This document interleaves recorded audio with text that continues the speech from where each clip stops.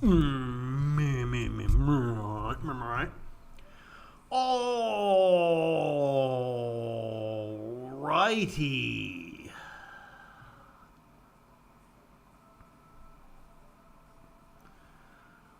The big kahuna. So I don't even want to talk about it anymore. Nvidia, right, basically saved the market last night. We were up 300 and something after on the Nasdaq, and then we were up another 300, and we've been up pretty much all night and the overnight and everything across the board. You know, it's kind of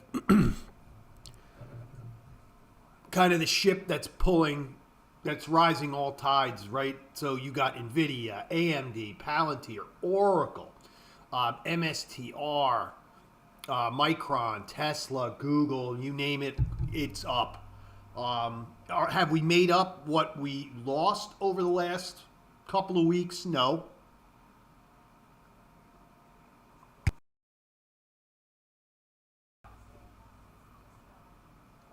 At least we kind of wiped out. And then if you look at the VIX, the VIX closed yesterday up near 23. It was like 23, almost 24. Today it's 20. Today it's 20. So, and you should probably look at VIX futures. Today it's 20. So it just got absolutely, they sucked the air. Any of the walls of fear, they're slowly sucking that out. Is it all gone? Probably not. Do we have some potential for some additional downside along the road? Absolutely, I think so. I don't think it's going to be a one-way rocket ship all the way, you know. But I do think, and I'm feeling pretty confident that, you know, we are going to be able to take out that 700 or 7,000 mark on the ES by year's end. Again, that's just my opinion. I don't think it's going to be one big move. It's not going to take a week. It's probably going to take the remainder of the year to get up over that.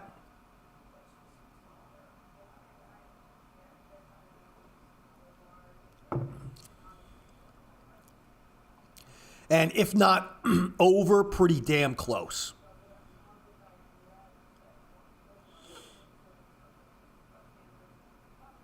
For sure.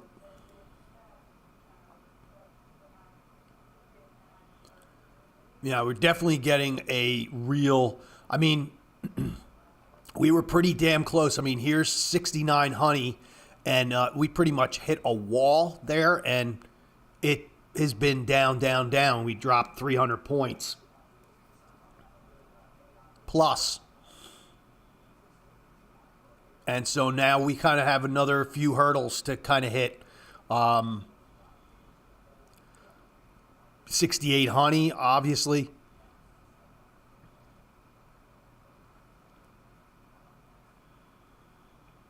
And we will see. NASDAQ.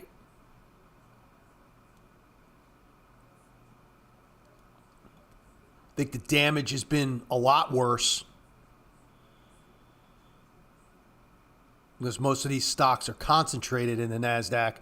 But I think, you know, here's one. I think on the NASDAQ, we can easily, I think, take out these 26,000 highs before the year's over. And again, I think the one that is actually going to have the biggest move, I still think it's going to be the Russell. But we'll see. You know, we'll see. Oil getting a little bit of a pop today. Gold really hasn't snapped back after it's slowly making its way back.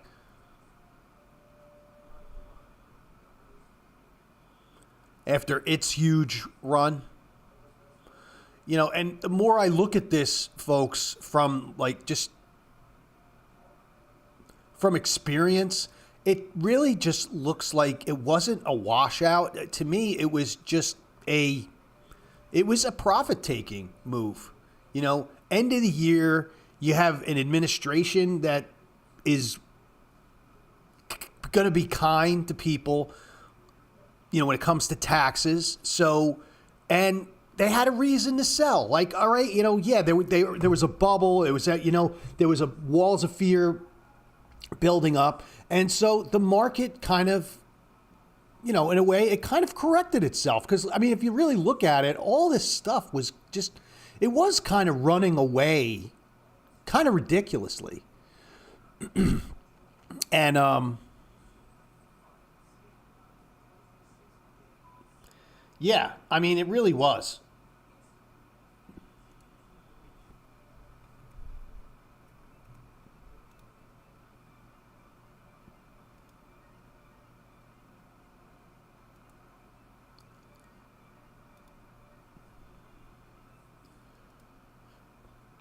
So, there you have it. That's kind of my analysis. I'm not going to be trading. What happened to my screen? I'm not going to be trading anything. I'm not going to be trading any futures today. I really don't. It's one of those things where I'm not going to try and stand in front of this. There likely is going to be a pullback at some point today. We've already had one to an extent.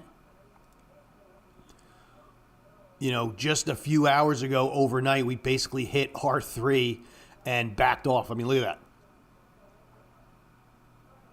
And these numbers were printed before this. These are printed the night of, the next day. So I think that's pretty interesting.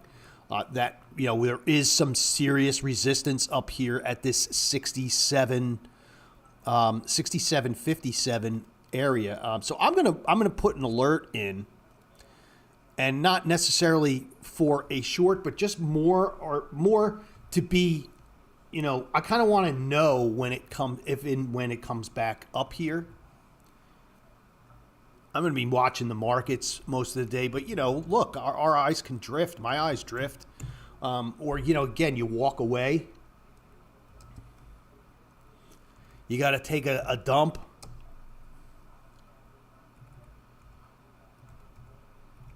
You just want to walk away from the frickin' screen. It happens. It's always worth setting alerts. I've found that over the years. If you think something's of importance, like a level or something, set an alert, and then set one where, at least you get it to your phone. If it's that important, have it sent to your phone, that type of thing, so that at least you're aware. That's the one thing I've learned. And then whether you act on it or not, look, I have alerts going off all freaking day sometimes, and, I don't act on every single one. And what I also believe it does, too, is I believe it keeps you engaged. It's definitely an engagement tool, is setting alerts. And I don't even think there's enough real focus put on it.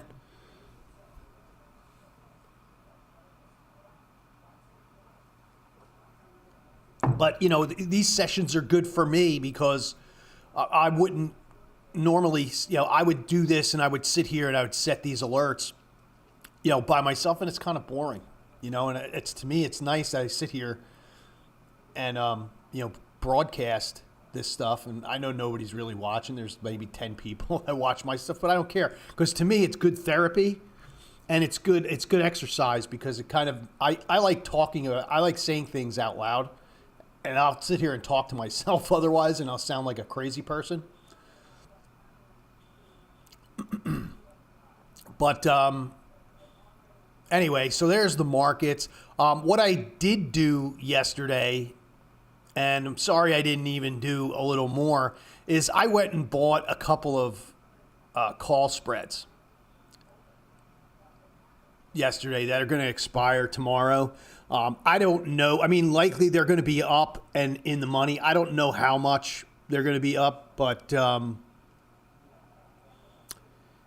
yeah, and these were small. These were like 70 or 80.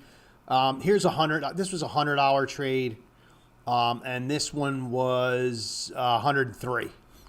So they were small. I don't know. I don't think they're going to be up as much as I would think. I mean, I'd probably be much better off if I would have just bought, maybe the calls. But I was actually just looking for something. I was looking for, I was kind of playing around. I'm like, you know what? If this thing blows out, I want to take part in it. And if I make a couple bucks here, I don't care. But I did that right before the close yesterday. But those will actually be up and in the money, and I'm going to need to do something with those. The problem is with those, and the problem, I'm not going to get the appreciation out of those as much as I want, because this, as of yesterday, this IV rank is going to this volatility in here is just going to absolutely get crushed. It's absolutely going to get crushed. And what's nice is like in here, I have a lot of, look, I got a lot of losses, right? And I got some big ones. Like I'm in Meta. What the nice thing is a lot of these trades that I have in here are all volatility based. And so with volatility kind of coming out of here, now a lot of these are going to miraculously all of a sudden be profitable, but I'm going to see a big chunk of gains come into a lot of my positions here that have been under pressure that I've been doing over the last couple of weeks as the volatility has expanded. So I think today is going to be a good day for that. And you're going to need to act on it, though. Because although volatility may continue to collapse here, I don't think you're going to get it to the breadth that it's going to happen today. And you kind of need to maybe reset a few things. So anyway, I'm just kind of throwing that out there because you are going to see, a lot of your volatility positions do really well today.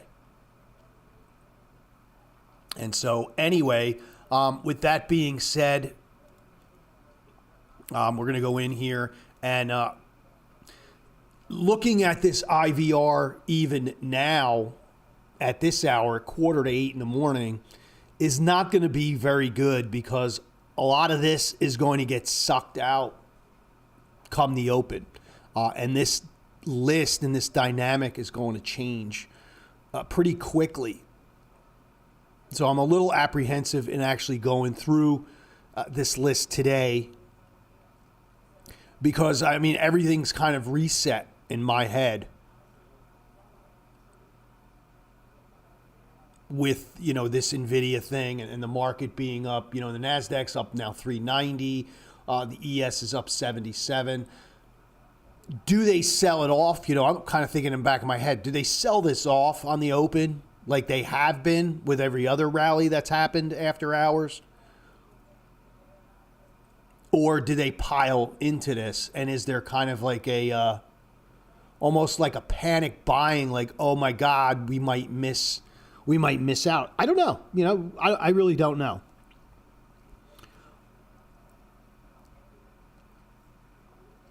But I think we're pretty much done with earnings, like as far as impactful earnings to this point, because it was pretty much, I think the only one that's probably waiting, let's just kind of go here. These are the tasty earnings.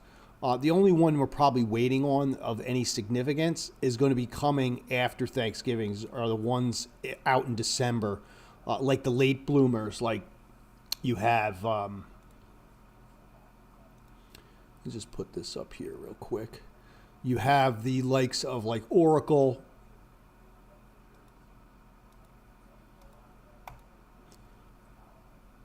because a lot of these, what's going on? I guess it doesn't go out any further than that. I guess it doesn't go out any further than November. Okay. All right. But you do have in December, I know we have Oracle for a number of bigger ones. We have Oracle. I think Adobe is out in December. Yeah, it's not showing up on this. That's kind of garbage.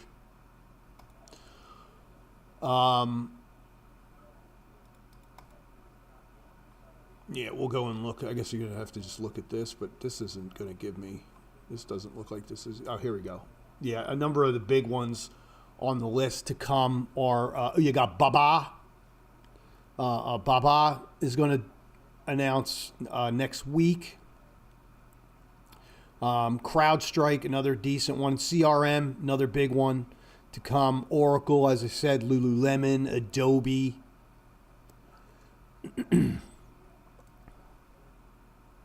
Broadcom, Costco, Micron, and these are all, next month. And these are like normally the late bloomers on the earnings front. As far as ones that will have an impact, right, on anything. Not that any of them are going to have an impact like NVIDIA did, but they will have some impact, especially the likes of like a Costco in the retail space and the consumer. I would call it like consumer staples type of stuff. And then in the tech sector, CRM, CrowdStrike, Oracle, and Adobe, and Broadcom. Marvel is one that I'm going to be watching too because I have some positions in that. But for the most part, anything recent, there's not going to be really anything of any significance this week, in my opinion. So there you have it. And then I didn't even realize Walmart had earnings today. And that is basically flat. I didn't even realize that Walmart did announce it. But you know what? I don't think anybody gave a shit. Even CNBC, because I haven't even heard them even talk about anything on that stinking channel other than than NVIDIA.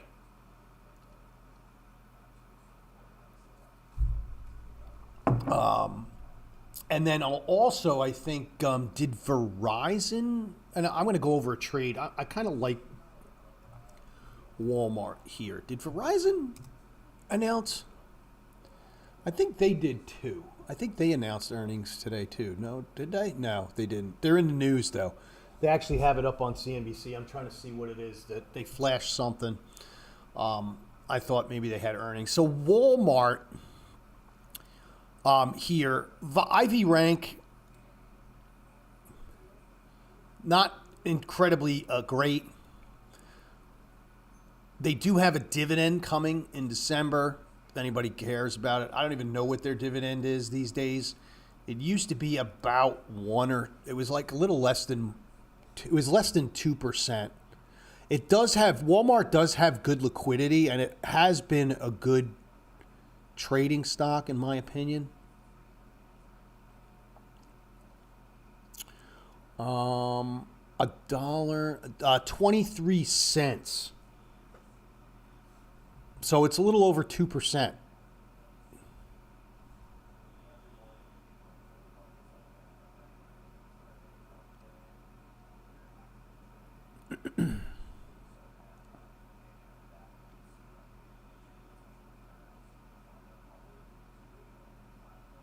Oh, wait, here it is, 0.093%. So I'm way off.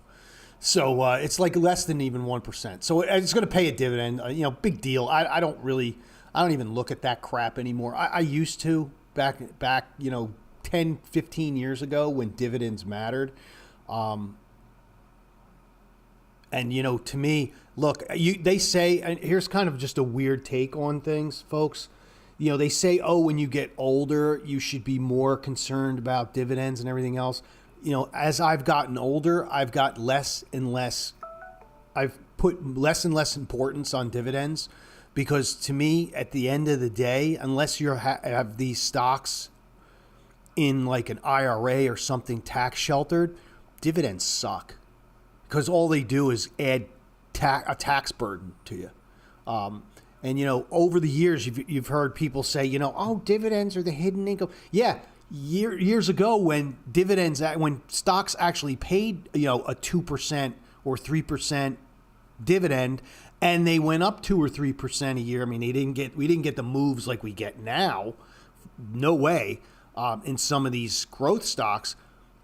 But yeah, that was like really the only way you could get a return. But today, their dividends are more of a burden, folks. I'm sorry. Again, less, and look, I have a ton of dividend stocks, but I have them in my IRA and my Roth. I don't play around with that crap because to me it's like it's more because nothing got me more aggravated at the end of the year when I was doing my taxes and I got my 1099 and I'm like, oh, taxable dividend income, and I'm like, yeah, oh great. I need something else to freaking, have the government come and dip into my profits, And, honestly, I think it's overrated. And I kind of laugh too because I see a lot of these people out on social media too that are like, they claim they're financial advisors. And I'm like, all right, yeah, great. It's a great selling point to your customer. But, you're not doing anybody any justice by pumping all these dividend stocks into a taxable account. You're an idiot.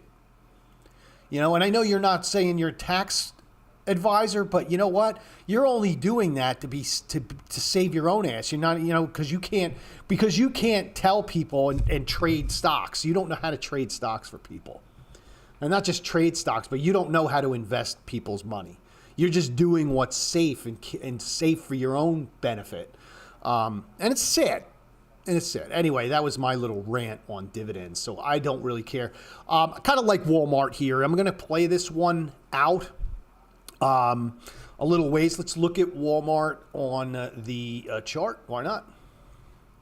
Walmart.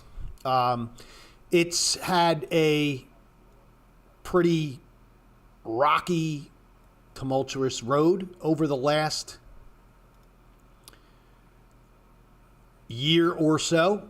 It's been up and down. It's been one of the stronger retailers, obviously. But overall, it looks like it has found its footing. And what I would like to do, what I actually like in Walmart more than anything, but a lot of people don't have the capital for this, I like doing a covered call. And I kind of like the January covered call and selling the 110s. Now, a lot of people aren't going to have the money to do this type of trade because, as you can see here, this one's going to run you about $9,000.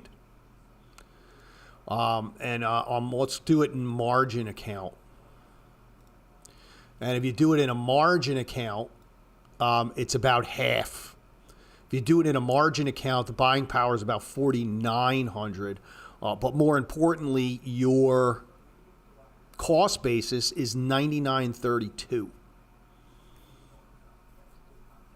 So this is the trade that I like in Walmart. But it's kind of chunky. And so, how would you get synthetically long Walmart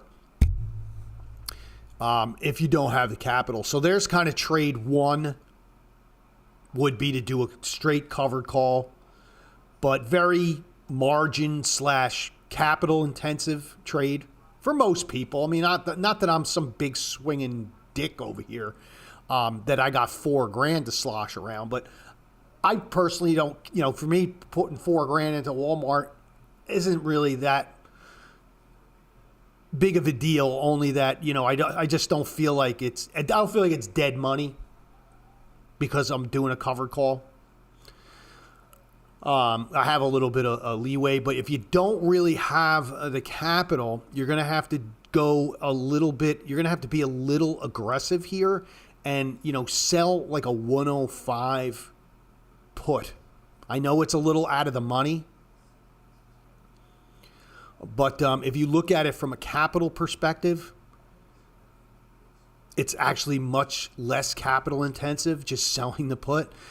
It's almost like you're buying 6,300 shares of Walmart, and the buying power on that's only $2,000. So it's kind of a little bit of a stock replacement. And then what you could do, like if you want to leverage it to where you're actually, maybe controlling a few more shares, go a little in the money, either the 97.5 or the 95.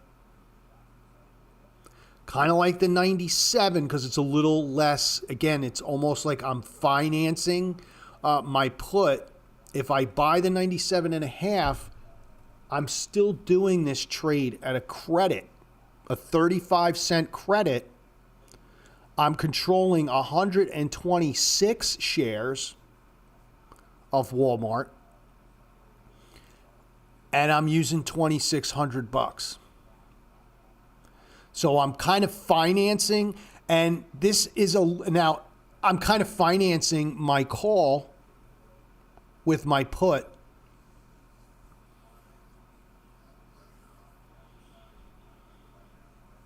And that one, kind of going that way. So, and then the way you would trade this is after you own this, and let's just put this one up on the curve.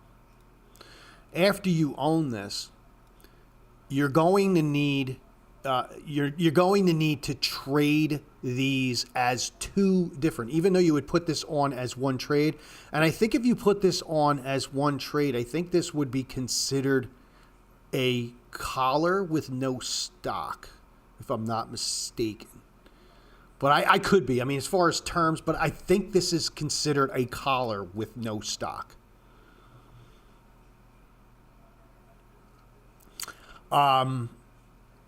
But anyway, the technical term doesn't really matter. But you're going to need to manage these as two separate trades because they're going to, as one trade, you're going to put it on because you save a little bit of money that way. But as far as like managing it going forward, and the reason why I'm saying that is because you're going to get a different result from each of these individually because the 105, the sale of the 105 put is going to be more volatility driven and not so much price driven, but the call will be price driven and less volatility driven. So, the way to interpret that is that, look, if we get kind of a volatility collapse here on Walmart in the next week or two, or even up to, say mid-December or so, and you see volatility collapse and the price doesn't really go anywhere, this will show some decent profitability. This may not. But now if the price shoots up quickly, I might add, you may see gains in the call pretty rapidly. And you're going to need to set your target somewhere. And I would say if and when the stock before January 17th or 16th, breaches the 105, if it does breach the 105 before then, chances are you're going to want to dump this call. Right? You're going to want to dump this call, take your profit, and then for this, and again, I'm just like talking managing a trade. Because a lot of times people talk about going in, they say and they put up a trade, but then they ever say about like, what are you supposed to do now once you own it? I'm kind of trying to give you the like two-step, like what's goes on in my mind now for when I do a trade. This is what I always think about. I always think about, all right, I'm in the trade, fine, but then what do I do once I have it? And then in that case, then you're going to roll, right? So if you get a big price pop on this in the next week or two, and it gets anywhere near 105 or even breaches, you're going to want to blow this out, get rid of it, take your profits, and then this, you're going to want to roll it to the next. You're probably going to want to roll it to either. I don't really like February as an expiry. Because it's a shorter month, I don't, unless you're selling February specifically, like in January, I don't like to own February over time. And again, it's just something that I've actually learned over the years, that with that being a short month, rolling into that expiry never turns out to be what I expect. So anyway, with that being said, roll this out to March and gain another premium. You'll actually sell it. And then you could even, if you want to be more aggressive, you roll it to March and you roll it up if you really want to be aggressive. So you go out to March, and then you go from 105, you go to, say, 110.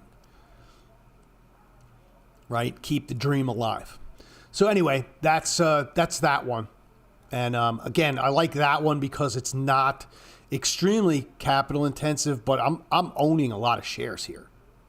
Like, this, in fact, is a better trade than just buying the stock, because it's a better use of capital. Here, I'm controlling 126 shares for $2,600. With the covered call, I'm locking up $4,000, and it's only 100 shares. Well, it's actually less because the covered call actually brings that delta below 100. Right? Right. Yes. Remember that. So if you do the covered call, remember that. A lot of people don't realize that. So if you do a covered call, and if I were to do a covered call, and I was going to do the 110, my delta is I'm only controlling 76 shares on this trade. So I remember that. I mean, it's like something to be aware of. So, and a lot of times people will say, well, I did this covered call and the stock went up, but it didn't go out past my call, and volatility collapsed, but I didn't make as much money as it said it was going to. Well, it was because that you really only have 76 shares. You don't have 100. Where if you had 100 and you didn't have the calls, you would have made more money. But hey, we're not doing a covered call just to make money on the stock going up. We're doing the covered call to sell a little volatility, reduce our cost basis, and give us basically a cushion in time for this to go. We want it to go up, but we want it to go up methodically and kind of slowly. We don't want it to go up in like 1 day or 2 days, because if we knew that, we would just buy the stock. So anyway, a couple of trades there in Walmart. It is kind of hovering right around where it closed, so no real movement there. So that one's still absolutely in play today. So either the collar with stock, I went through a few on that, right? Was the collar with stock, I think, or no stock, collar, whatever you want to call it. Sell the put, buy the call for a 30-cent credit. Covered call, or just sell the put. Any way you want to slice it, but either way you slice it, they are all delta positive or, delta positive trades, and technically bullish. Am I uberly bullish on Walmart? No, I just think Walmart's in a space where I think the damage is done, and I think just the downside in Walmart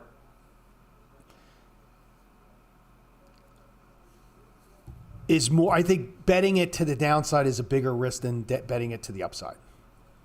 And I really don't think it's going to go much of anywhere, which is hence why I'm sticking right around the $100 mark for all of the trades. Anyway, kind of beat that one to death, Walmart. But that was one that I was looking at today, because I don't have any positions in Walmart. I used to own the stock, but I do not own it anymore. I think it got called away, to be honest. Yeah, it did. Now that I think about it, got called away. what else, really? I'm not touching any of these. I'm not touching any of these tech stocks today. I mean, because look, I mean, I just, look, these, I'm heavily invested in them, and they haven't really been doing well. So I'm hoping, when this opens, that this is going to be a pretty big day for me. So I have a lot of things to manage here. And as far as like anything else moving, the only things that really are moving is anything tied to NVIDIA in some way, whether it be memory or storage or some type of chips or cloud, whatever, you name it, but anything tied to it. So kind of in limbo here with everything. So I hate to just kind of close this on Walmart, but I think I kind of have to. Target, you know what? Let's talk about Target because I did not do anything in here. And you can see I did not do. And Target, I kind of like Target in the same way. Well, maybe not in the same way. Kind of like a little simple. Yeah, now that I look at it, I kind of just like a little simple call spread in Target. This is one where I think maybe the downside, I don't even know if I like that though. You definitely can't sell volatility in here. I just don't think this is going to have, I don't think Target's going to have any kind of big movement fast. That's why it's kind of tough. I mean, you look at this chart, this is like the most Sears-like chart that I've ever seen, and I always keep comparing this, but I can't help it that Target really looks like it's going its way kind of on that same road as Sears. This is, I think if you go back, I can't remember, but I think if you even go back to all these big retailers that went bust, this is kind of what went on. This happened with, I think, Caldor was one of them. In the day, it had the big, huge days where it was way up there, and then, it just got pummeled. And I think Macy's maybe is another one. So I don't know. I don't know about getting long Target. And I think what's bad for Target is good for Walmart, unfortunately. That's it, folks. I'm not going to sit here and think that there's anything else going on. Crypto's bouncing today. It's up 2200. So that's it. And then we look like we just got another push. Now we're up 87 handles on the ES and 450 on a NASDAQ. So that's it. Have a good day, and hope everybody makes some money. Hope everybody's in the green today. As I always say, when the market goes up like this, everybody eats. There are no geniuses when the market does this. Absolutely not. And don't kid yourself. There's nobody who has the magic when the market does this. When you're up 87 handles in one day and 450 on the NASDAQ in one day, and the same thing when we go down, there is nobody who has the magic. Everybody eats, and everybody looks like a genius. And so I know you're going to probably see a gazillion people say, yeah, but nobody is going to come out and say, yeah, you know what? I had a great day today, but nobody's going to come out and say, you know what? I've been sucking hind tit for the last 2 or 3 weeks. But I am, because I know I have been, and I've been piling into these names. And I'm not going to hide it. I've been piling into these names to, some pretty bad, these losses have really piled up if you look. And they have. But, I traded my system. I trade the way I trade regardless. And, It looks like that's going to change today, but we'll see. We'll see what happens. But, no one's going to admit that, I've been sucking high and tit for 2.5 weeks because, you know what? It don't sell Discords. It doesn't sell Discords. It doesn't sell subscription services. You got to come out and say, I got an 80% win rate. We recommended I saw one thing yesterday and I just rubbed my head. I'm like, 6 months ago we recommended the IWM and it was up 150%. It was like, okay. That's nice. So it was up 100%. So was everything else. So was the NASDAQ, right? I mean, there was shit that I did that there was stuff that I made more than that just being in a stock on 15 things. So again, it's just, it's just comical out there, folks. And it really is. And I always hate to come back to it, but I just, I go on social media now for entertainment to watch these clowns out there, and nothing's funnier than when these people do this. Like so you be on the ES and they'll be like, or NASDAQ, and then they'll bring up their trading panel. And then, it's like, all right, a trader. And then the thing now is like, trader makes, 4,000, and it's like, and then I look at the side and I'm like, dude, what? That's not even real money. That's one of these fucking trading combine things. It's like one of these trading combine things. It's like, you know what? Why don't you tell people that, this is like the 50th time that I've blown this fucking account up. And, I'm putting it all on fucking, I'm putting all my 5 contracts or everything on one trade. And, this is like the 8th time that I've recorded this, and this is the one that worked. And it's like, you haven't figured out that that's what these people are doing? It's just comical, man. It is. It's entertainment, folks. It's entertainment. But anyway, have a good one today. I hope everybody makes money today. I think everybody's going to eat today, but trade accordingly. And have a